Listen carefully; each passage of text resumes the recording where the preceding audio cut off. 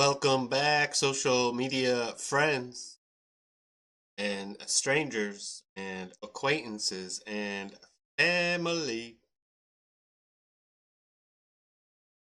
We have an agenda today, and its theme is rebellion.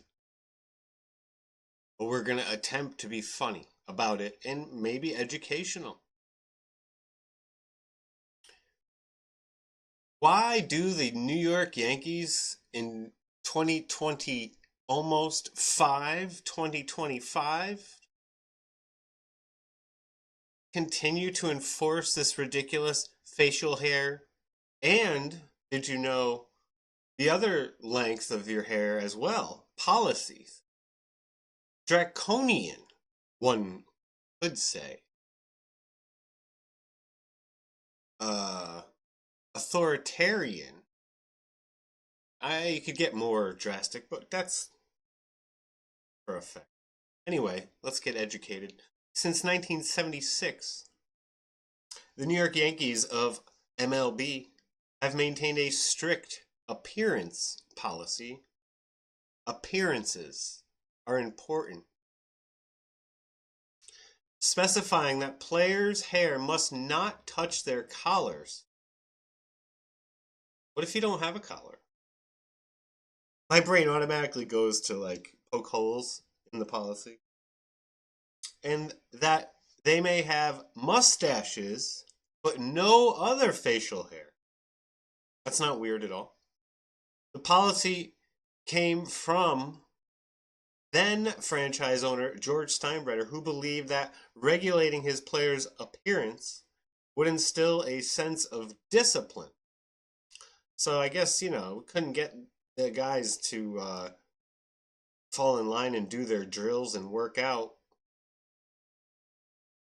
when they had hair on their face.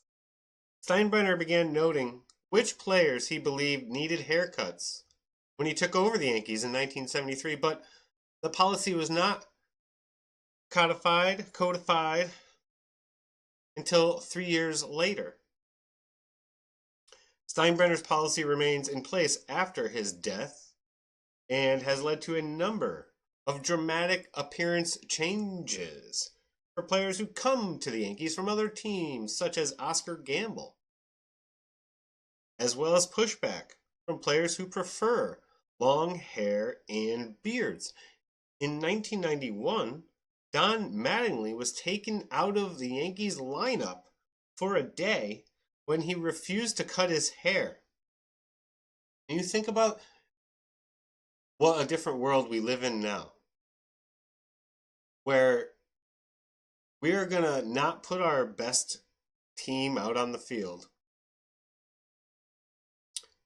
because of hair.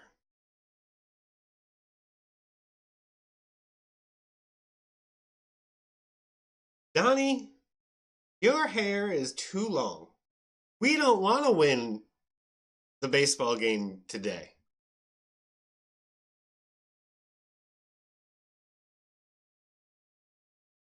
You're our best player. No matter. We run a tyrannical regime. Some would say an evil empire. But I wouldn't, because you're not an empire if you're charging your players for Wi-Fi on the plane. And you are the only team. I think the Reds were the other team. And it's funny, the Yankees and the Reds have another parallel. Because the Reds also had a policy like this up until the year 1999. And we'll get to that later because I pulled up an article from then. And to read the quotes from 1999 about this. And then, I have a million Yankee fan friends down here in Fairfield County, and I text some of my friends about this. And they 100% back it like it's like religion. It's like they think they're not allowed to say that. They're not allowed to question, like, yeah, that's ridiculous. Or that maybe that's like outdated. I can't get a single one of them Now they don't know I'm trying to get them to question their own team's medieval policies. Let's keep reading. Most teams did not formally adopt any grooming or personal appearance policies until the 1970s, as earlier social customs meant that players were generally clean shaven.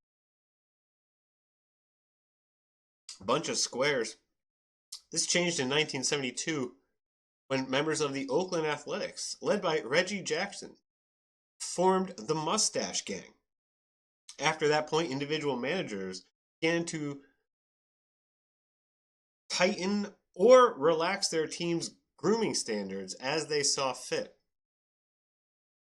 Steinbrenner's policy was inspired by that of the Cincinnati Reds, who forbid their players from growing facial hair between 1967 and 1999, when Greg Vaughn petitioned Marge Schott to rescind the rule. Former Yankees Mattingly and Joe Girardi have twice attempted to institute a similar policy on the Florida Miami Marlins, but restrictions on that team have since loosened. Yeah, it didn't exactly lead to a World Series appearance, Girardi or Donnie. The Yankees' policy has been criticized? By who? By sports writers. Any names? I don't see any names.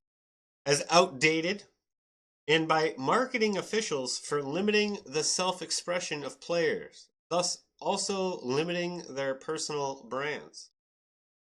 Players such as Andrew McCutchen and Clint Frazier have critiqued the policy after leaving the Yankees, while both Brian Wilson and David Price have voiced their refusal to join the team as long as the appearance policy remains in place. Origin. Ba, ba, ba, ba, ba. We might not read this whole thing. I want to get to the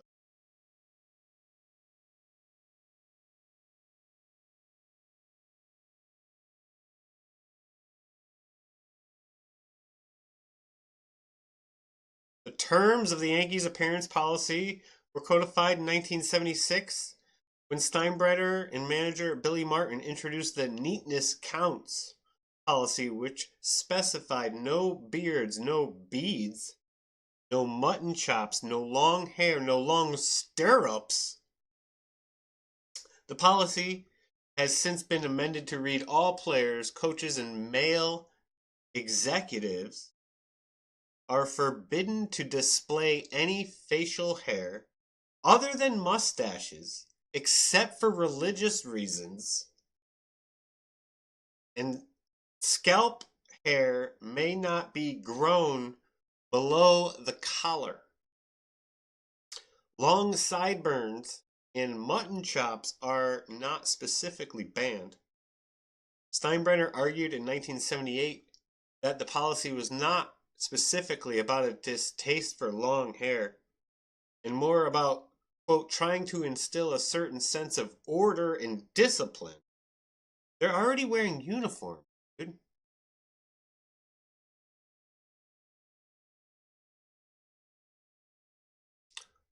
What do we, it's a team.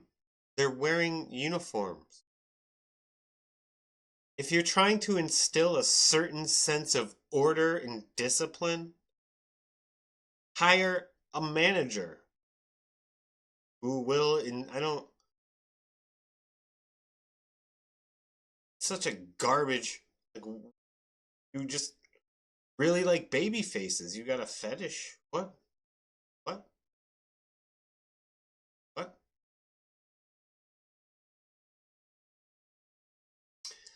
Policy remained in effect even after Steinbrenner's death at the request of his daughter Jennifer, a partner in the Yankees franchise. Yeah, there's many Steinbrenners on the payroll, which is another reason why they aren't the highest bidders. The Yankees weren't the highest bidder for Aaron Judge. Aaron Judge chose to shave every day.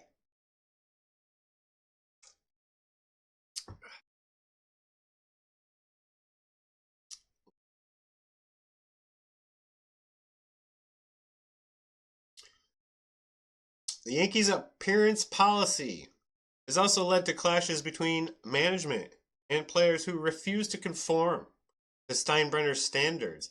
Yeah, I was reading a bunch of crap online, and people are saying that like the rule isn't legal, quote, whatever. I guess for an employer, I don't know. I didn't delve into the legality of it, you know. I will say that I've worked in restaurants where they would not let me onto the floor unless I was perfectly shaved and my creases were starched in my shirt. Everything was perfectly pressed, no wrinkles, nowhere. Felt like a strict uniform. Now it's a restaurant. Is it the entertainment business? It's kinda. The food is the entertainment. But it was clearly stated that like you could work in a lot of restaurants. You don't need to work here if you're not gonna conform. And of course, if you know me at all, I definitely went to work, not conformed, and I got made to shave in the back. Oh, you think you're gonna? No, no, no, no, no. And I'm not talking like I had a crazy scruff. I was probably there the day before, perfectly shaved, and and just didn't shave one day. And for me, that's not that much. But it doesn't matter anyway. So when you're working in like a hoity-toity restaurant, obviously not like fast food, the opposite of fast food, where they're trying to maintain this crazy atmosphere to make you spend a lot of money on your meal. I'm starting to understand why the Yankees. I'm like, wait a minute. No, I get it. They can't charge these crazy prices if they got guys out there with 5 o'clock shadow. That is what that's what they think. I'm pretty sure that's what they think. The legend seats, the restaurants in New York in Yankee Stadium are probably better than a lot of food in any restaurant. Forget a ballpark in any city, like in Cleveland or Baltimore or Tampa or name St. Louis, name a baseball city, right? The restaurants in Yankee Stadium. So maybe I'm starting to understand, but it's still, I guess, I definitely understand why they do this because they have a brand. They are like the uppity restaurant they're in, where they're like, you know what? We realize that we're um excluding some people that don't want to, you know, nonconformists like me. But guess what? I conformed. I've conformed in plenty of parts of my life. You know, kind of get a rep for like fucking everything. Definitely don't. Most things. Uh, oh yeah, The Simpsons. Yes, of course. All of that. Criticism. Let's go to there.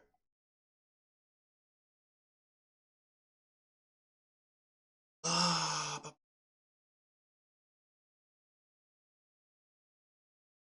oh, nope. We're gonna get off.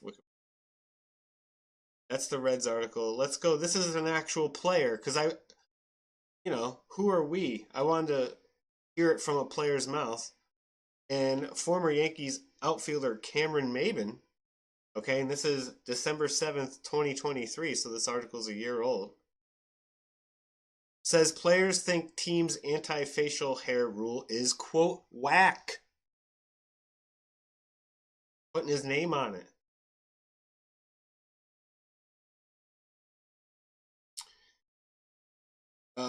For decades, the Bronx Bombers have forbidden their players from growing any facial hair other than well-maintained mustache. Uh, uh, All right, Cameron Maben. This might be an unpopular take to Yankees fans, but you'd be surprised how much more attractive the Yankees would be if they got rid of the facial hair rule. By the way, it's not only facial hair, it's your other hair too. There are guys in major leagues that got flowing locks, right? Jacob DeGrom, one of my favorite pitchers on the Mets, had long hair. Noah Syndergaard had long hair for years, looking like Thor. I had long hair a long time ago. Anyway, you wouldn't believe how many quality players just think it's a whack rule to have. I love. Whack is the perfect word to describe it. I mean, come on. We're coming up on 2024. Let that go already. And I swear it would be more appealing. Again, this only comes from conversations I have had and experience from actually playing. I capitalize P in playing this. Playing. Maben played one season for the Yankees in 2019, arguably the best season of his 15-year career that ended in 2022. He also worked for the club's Yes Network, Yankees Entertainment and Sports. 2022 as a color commentator before being dropped.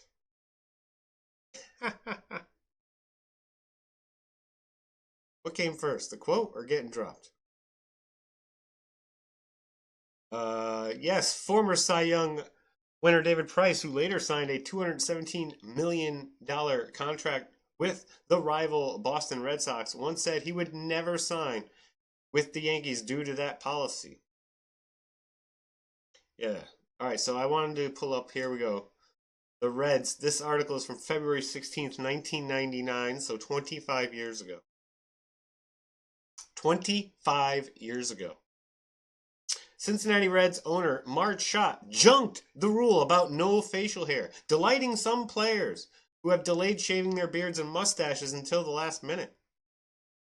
When I was traded here from St. Louis, the only thing I didn't like was the fact that I had to shave, said right fielder Dimitri Young, who arrived early at spring training Monday with a mustache and beard.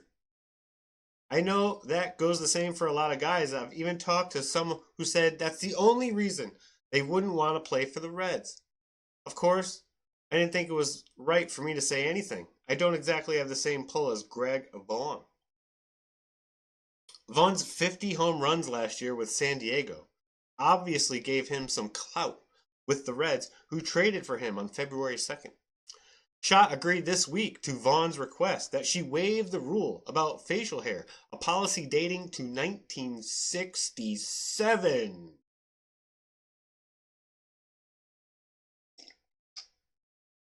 There's still separate water fountains back then.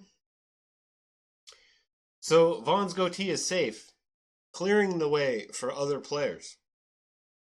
About one-third of the Reds' early arrivals at the city of Sarasota sports complex showed up with some facial hair.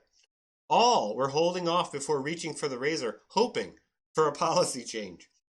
I called Greg Vaughn to let him know before he reported to spring training so he could keep his goatee as long as it was neatly trimmed, Schott said. Schott also said bad thing, I'm pretty sure. We're not going to look that up. With the support of our fans, we have changed our facial hair policy. The team will continue to respect the traditions of Cincinnati Reds baseball and adhere to our other uniform personnel rules, presenting a clean-cut image. The Reds said they were swamped by calls from fans who supported Vaughn's plea for his goatee. Yeah, Yankees fans, like, it's almost like chicken and egg thing. Do the Yankees fans gravitate to that team? Because if you know New York intimately, like I do, 50% of the baseball, if not more, fans in New York,